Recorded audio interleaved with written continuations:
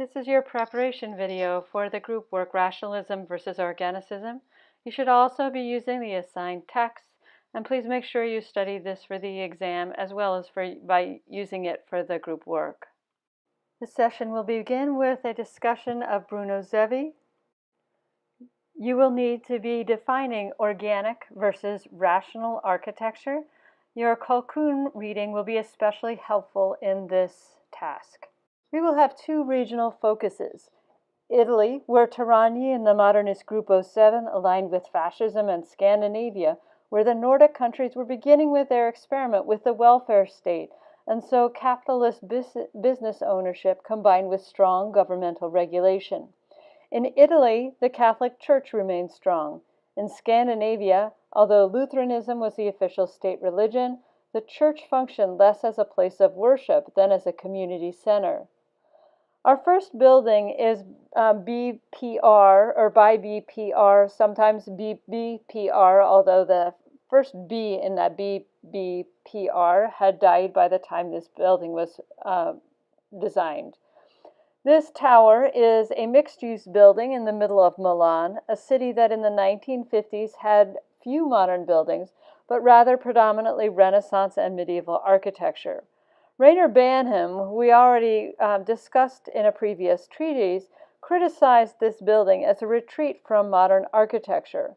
Rogers, the principal on the design, Ernesto Nathan Rogers, in turn, quote, mocked Banham as a, quote, custodian of Frigidaires, close quote.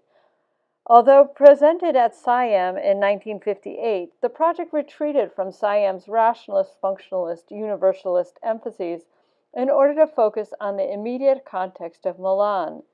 Interiors are organized around services at the center. There are enlarged spaces at the top, which are the residential flats. The materials are predominantly concrete with metal windows. A second project, a bank and office building in Milan at Piazza Meda, is also a BPR project. One of the things to remember is that before World War II, an urban development plan had been formalized in Milan. That was actually in 1934. This was still in force and required that new buildings respect three piazza centers, one of which was Meta. According to that plan, this building would have a trapezoidal site bordered on three sides by monumental projects of the 1920s. However, BPR designed the building to accommodate the apse and dome of the much older San Fedele, so they softened the trapezoid site to a curve. The building, like the Torre Velasca, also pushes upwards. The sequencing of Y-shaped supports references the pilasters of the church.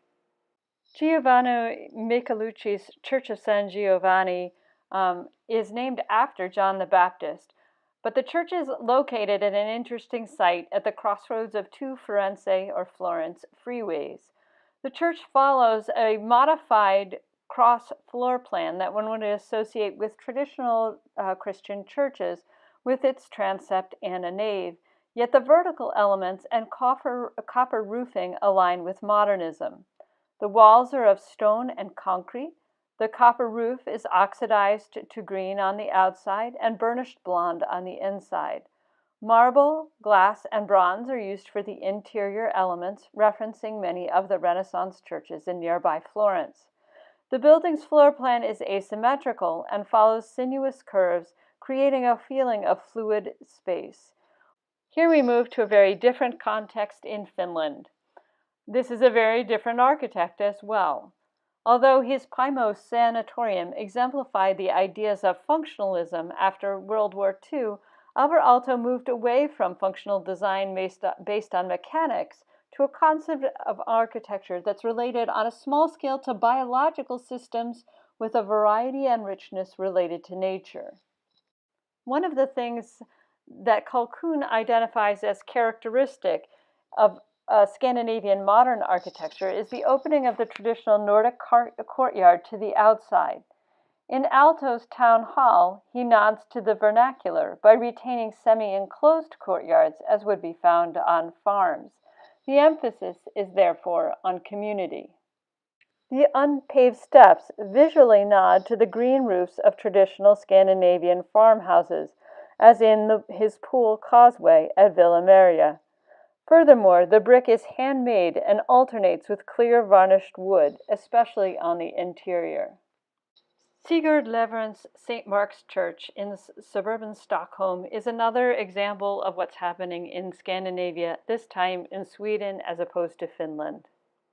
Leverentz first worked with Asplund on an initial entry to the Woodland Cemetery competition, and was also involved in restoration projects at Uppsala and elsewhere.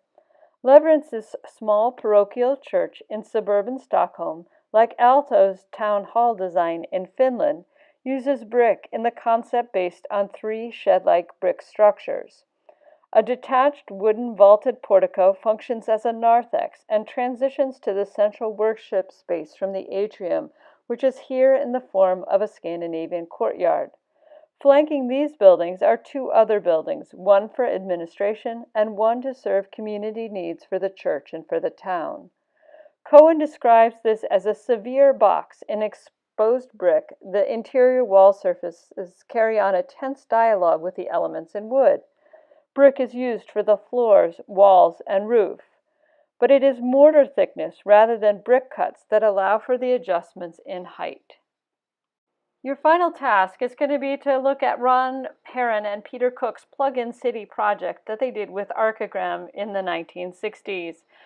Why would this be included by Cohen in a chapter where he starts with the Tour of Alaska?